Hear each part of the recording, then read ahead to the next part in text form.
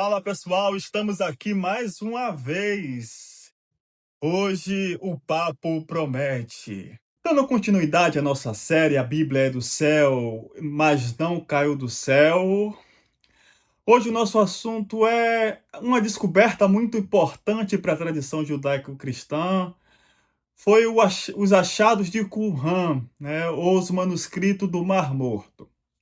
Desde já, eu peço a vocês que se inscrevam no canal, ativem o sininho, compartilhem com seus amigos, com suas amigas, porque isso ajuda muito a crescer o nosso canal e o conteúdo também chegar até você e a outras pessoas que precisam, né, aprender um pouco mais.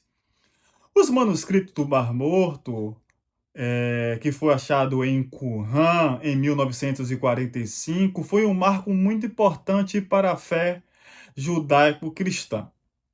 Até então, os manuscritos mais antigos que a gente tinha acesso era manuscrito datado do século X depois de Cristo, o chamado Códice de Alepo. Era um dia muito comum quando um jovem pastor beduíno chamado Mohamed El-Dib estava procurando sua cabra perdida, seu animal perdido ali nas colinas de Qumran, quando ele resolve jogar uma pedra dentro de uma caverna.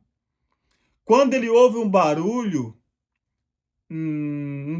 estranho, de cerâmica, ele fica curioso e entra dentro dessa caverna e se depara com alguns vasos de cerâmica, pensando ele que encontraria ouro, prata e joias preciosas, algum tesouro, né, perecível.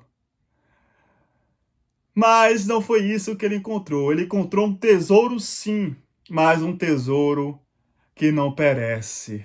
Escritos bíblicos em pergaminho e em papiro. Escritos esses que ajudou a moldar e continua moldando a vida, né, de muitas pessoas que são impactadas pelas palavras, né, desse livro extraordinário chamado Bíblia. Dentro desses vasos de cerâmica, ao qual foi encontrado dentro dessa caverna, pelo jovem Mohamed El-Dib, em 1945, estavam praticamente o Antigo Testamento completo, com exceção do livro de Esté. O livro de Esté não estava nessa coleção de livros que foram achados em Qumran, né? Alguns livros estavam em um estado de conservação extraordinário, como exemplo do livro do profeta Isaías, estavam em bom estado de conservação, né? Outros também. Outros estavam bastante deteriorados por questões de armazenamento, por questões também do tempo. Dentro desses jarros também foram encontradas interpretações rabínicas, né, dos escribas a respeito do Antigo Testamento, né, do Pentateuco, dos livros históricos, dos livros proféticos, dos livros a literatura de sabedoria, Mishnah, né, que são essas interpretações, né, judaica, essas porções, né, de interpretação judaica da Torá. Dentro desses livros também foram encontrados alguns livros chamados de apócrifos, ou seja, os livros não canônicos, livros que a gente, que somos protestantes, chamamos de apócrifos, porque esses livros não fazem parte do cânon bíblico, aquele cânon que foi e hoje é estabelecido como livros autoritativos para a fé. Então foram encontrados livros de Tobias, não é Eclesiastes, é eclesiástico, viu? Então, e algumas citações, né? E também algumas literaturas também pseudepígrafa. Mas uma curiosidade que eu queria destacar aqui é que o Códice de Alepo, né, essa coleção de livros de Alepo, o chamado Antigo Testamento, foi uma obra-prima, né, dos maçoretas. Mas quem eram esses maçoretas? Né? Eram sábios, eram escribas que foram muito importantes para a preservação da Bíblia hebraica, né, como conhecemos hoje.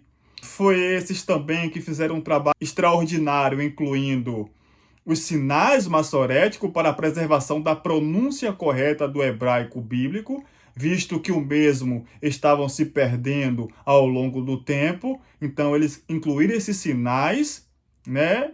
Que esses sinais representavam as vogais, porque você sabe muito bem que a língua hebraica é uma língua consonantal, ou seja, uma língua de consoantes, né?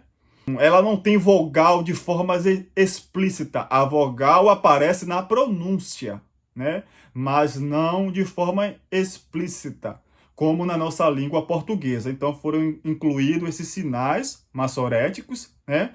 Para que fosse preservado a identidade do povo, né? Fosse preservado a pronúncia correta e preservado também tudo aquilo que é importante para a fé ao qual hoje conhecemos. Como eu disse, o manuscrito ou o Códice de Alepo é datado do século X depois de Cristo, ou seja, é um manuscrito bastante recente. Já esta coleção, ao qual foi achado nas cavernas em Qumran, no ano de 1945, esses manuscritos, né, esses pergaminhos, esses papiros que foram encontrados nos vasos de cerâmica por este jovem, era manuscrito datado do século II a.C. Ou seja, são manuscritos muito mais antigos do que o Códice de Alepo. São manuscritos muito mais próximos da tradição oral do que o Códice de Alepo. São manuscritos que ainda preserva, né, muita coisa importante do texto bíblico. São manuscritos que ajuda a confirmar também esse cuidado, essa atenção que os escribas, que o povo judeu tinha para com seu material. Porque os manuscritos de Qumran é 1000 anos mais antigo do que o Códice de Alepo. Esse nome Alepo é porque se refere a uma cidade da Síria, cidade muito antiga da Síria, né, onde esse códice, né, se tornou relíquia, por isso o Códice de Alepo, né? Mas é importante a gente ressaltar isso, que essa descoberta foi importante para a tradição judaico-cristã, que ajudou também a reforçar alguns princípios, né? Que ajudou a mostrar a confiabilidade, a demonstrar de como esse trabalho dos copistas, né, dos escribas, foi um trabalho minucioso. Foi um trabalho, né, bastante delicado para que esse texto bíblico fosse passando de geração em geração em bom estado de conservação. Então esse foi mais um episódio a respeito da Bíblia, né, dessa formação do cânon bíblico, essa importante tradição judaico-cristã, moldou o Ocidente, né, continua moldando as vidas das pessoas. É importante a gente compreender de como isso vai se formando, de como esse texto vai sendo trabalhado, e como esse texto vai se formando na história. E nada melhor do que a gente ir pesquisar nas fontes, né?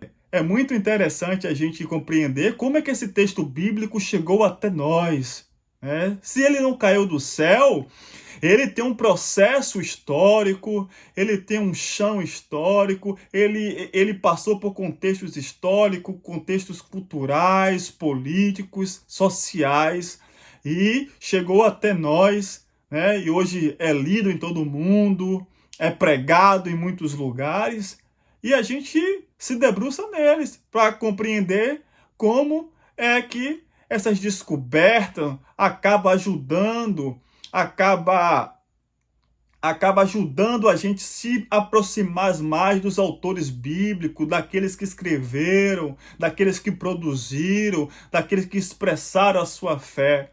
Então, por isso, a gente traz aqui mais um episódio hoje. Deus abençoe a vida de vocês. Espero que vocês tenham gostado e até a próxima.